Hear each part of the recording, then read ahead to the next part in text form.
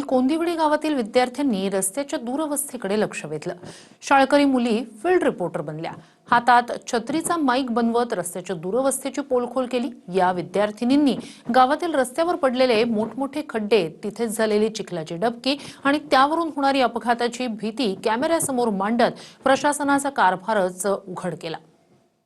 आपण आज आलेलो आहोत कोंदिवडी गावाच्या रस्त्यावर। तर आमची रिपोर्टर ज्योत्स्ना तुम्हाला या रस्त्यांबद्दल काय सांगेल? तर मी सांगणार आहे आपल्या कोंदिवडी गावाच्या रस्त्याबद्दल।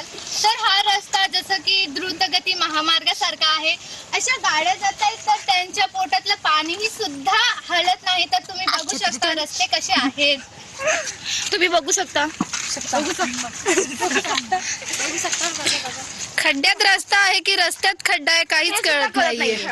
तर आजची न्यूज इथे संपते। रिपोर्टर नेहा घारे सोबत कॅमेरामन मानसी पवार। धन्यवाद। धन्यवाद।